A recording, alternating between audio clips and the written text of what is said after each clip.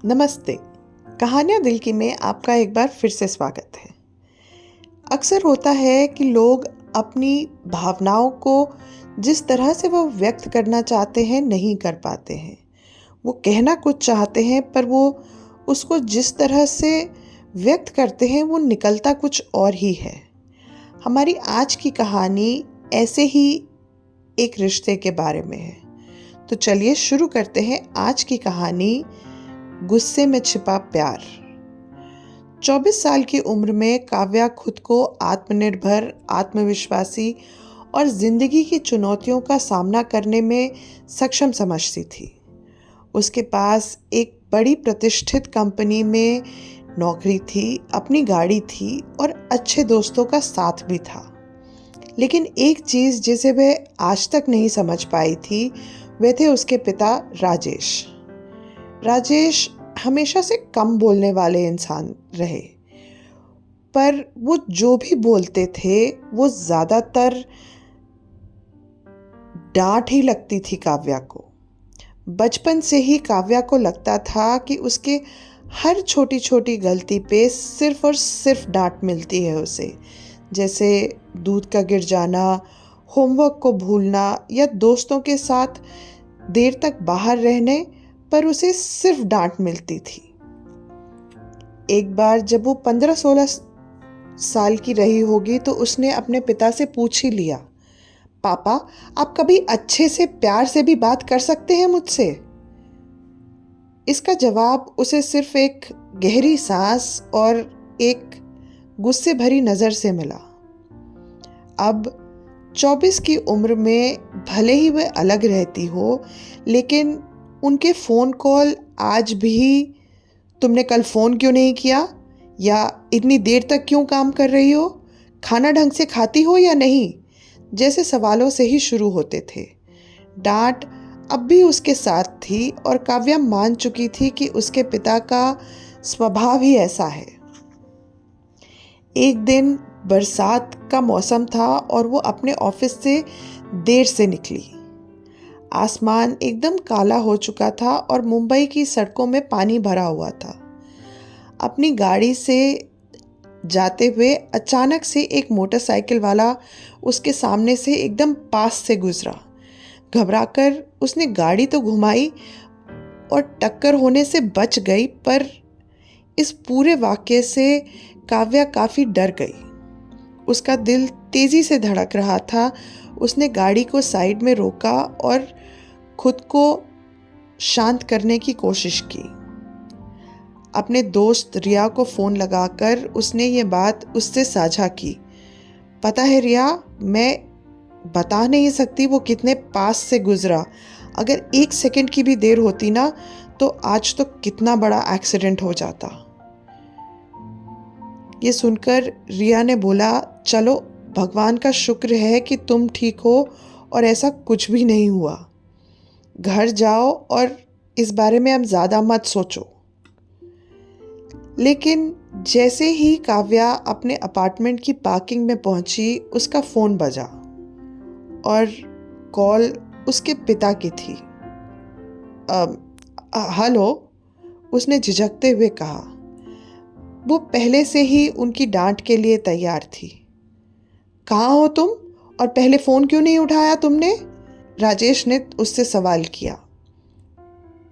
पापा मैं गाड़ी चला रही थी, एक एक्सीडेंट होने ही वाला था पर बच गया और अब मैं घर पहुंच गई हूँ, एकदम सुरक्षित हूँ, मुझे कुछ भी नहीं हुआ है। क्या तुम ठीक हो ना? उन्होंने आश्चर्य से उससे सवाल किया फिर से। कुछ नहीं हुआ है, मैं ठीक हूँ, उसने चिढ़ते हुए जवाब दिया। तुम्हें गाड़ी सावधानी से चलानी चाहिए और इतनी देर तक बारिश के मौसम में बाहर नहीं रहना चाहिए। तुम उतनी अच्छी भी ड्राइवर नहीं हो जितना तुम सोचती हो। ये कहकर उन्होंने फ़ोन रख दिया। काव्या ने फ़ोन को देखा। उसके अंदर गुस्सा उमड़ रहा था। वह हमेशा उसको डांटते ही क्यों रहते हैं और हमेशा कमी उसमें ही क्यों दिखती है उनको। अगले दिन काव्या डिनर के लिए अपने माता पिता के घर गई।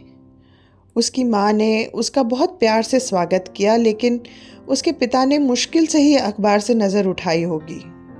ये एक सामान्य बात थी काव्या के लिए।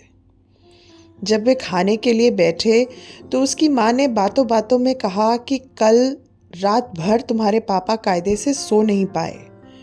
वो आधी रात तक चहलकदमी ही करते रहे। ये सुनकर काव्या थोड़ी हक्की बक्की सी रह गई। क्या? क्यों?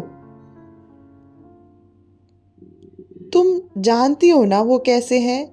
दिखने में सख्त दिखते हैं, पर रात भर परेशान रहे और बड़बड़ाते रहे कि इतनी देर तक क्यों काम करती है, अगर उसे कुछ हो जाता तो। काव्या ने अपनी माँ की ओर देखा और वो कुछ बोल नहीं पाई।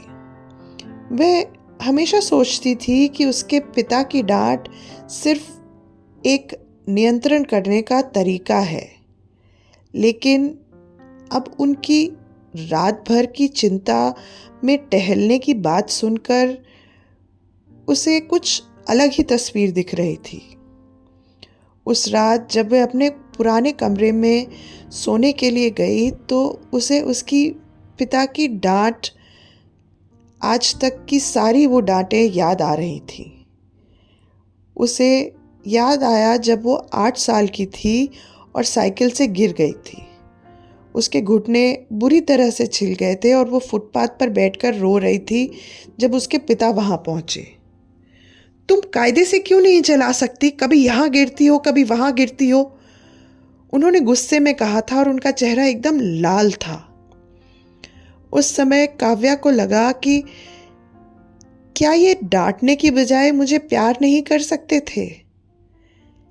लेकिन अब उसे याद आया कि कैसे उन्होंने उसके घाव को बड़ी सावधानी से साफ किया था और उनके हाथ कैसे कांप रहे थे, और फिर वो उसे घर तक गोद में उठाकर लाए थे। ऐसी ही अनगिनत घटनाएं अब उसके दिमाग में घूम रही थी। जब वो दरवाज़ा बंद करना भूल जाती थी, या देर तक बाहर रहती थी, या बिना नाश्ता किए घर से निकल जाती थी, तो हर बार उस डांट के पीछे उनका अनकहा प्यार और चिंता छुपी रहती थी। अगली सुबह काव्या ने अपने पिता से बात करने का फैसला किया, पर नाराज़गी में नहीं, पर एक धन्यवाद देने के लिए। उसने उन्हें बगीचे में पौधों को पानी देते हुए पाया। उनके कंधे अब थोड़े झुक गए थे और बाल पूरी तरह से सफ़ेद हो चुके थे। पापा, उसने झिझकते हुए कहा और पास में रखी बेंच पर जाकर बैठ गई। हाँ बोलो, उन्होंने बिना उसकी ओर देखे जवाब दिया। वो परसों रात की जो मैं कहना चाहती थी कि जो आपको चिंता हुई परसों रात और आज तक, आपकी हर चिंता के लिए धन्यवाद। ये सुनकर राजेश रुक गए।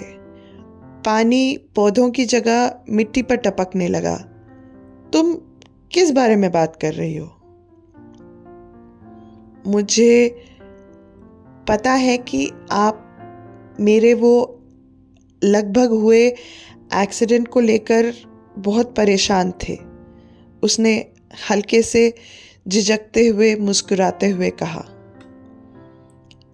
राजेश एकदम सीधे कंधे करके खड़े हो गए और बोले, सावधानी से गाड़ी चलाया करो, हादसे एक पल में ही हो जाते हैं। और ये रही डांट, काव्या ने हल्के से हंसते हुए कहा। राजेश उसे देखकर थोड़ा चौंक गए। पूरी जिंदगी मुझे हर बात पर आपने सिर्फ डांटा है, काव्या बोली, और मैं सोचती थी कि आप हमेशा बस मुझे गुस्सा ही करते हैं, कभी प्यार नहीं करते। लेकिन अब समझ में आया कि आपकी उस डांट के पीछे आपका प्यार और चिंता छुपी थी। ये सुनकर राजेश थोड़ा अनकंफर्टेबल से हो गए और बोले, तो एक पिता और कर ही क्या सकते हैं? अपने बच्चों के लिए चिंता ही तो करते हैं ना, यही हमारा काम होता है। ये सुनकर काव्या खड़ी हो गई और उनको गले से लगा लिया। ये उसने बहुत सालों से नहीं किया था। कुछ पल के लिए राजेश एकदम बुत की तरह ही खड़े रहे, फिर धीरे से उसे गले लगाकर पीठ थपथपाते हुए बोले, चलो बहुत नाटक हो रहा है, जाओ जाके अपनी माँ की मदद करो। लेकिन काव्या ने उनके चेहरे पे वो हल्की सी मुस्कुराहट और प्यार देख लिया था। आने वाले हफ्तों में काव्या ने उन छोटी छोटी बातों पे ध्यान देना शुरू किया जिससे उसके पिता अपना प्यार जताते थे। बारिश होने की संभावना हो तो उसे छतरी ले जाने की याद दिलाना, जब वह घर आती तो चुपचाप उसके बैग में कुछ एक्स्ट्रा फल डाल देना और उसे अब हर डांट उनके प्यार की भाषा, उनका चिंता करने का तरीका दिखने लगा था।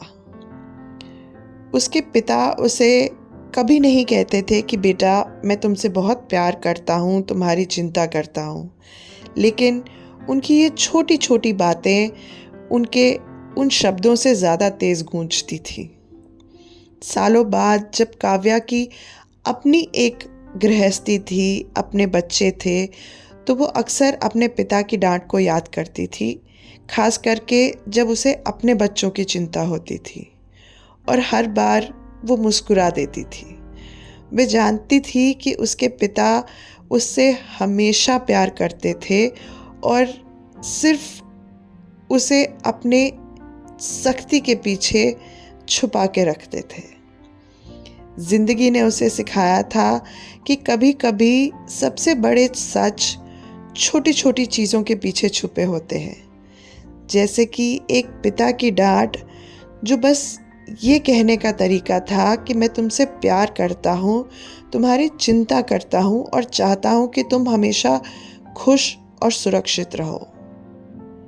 आशा है हमारी आज की कहानी आपको पसंद आई होगी और आपकी ज़िंदगी में भी कोई ऐसा है जो आपसे प्यार तो बहुत करता है पर अपनी भावनाएं व्यक्त नहीं कर पाता, तो उसके उस प्यार को ज़रूर समझिएगा। धन्यवाद।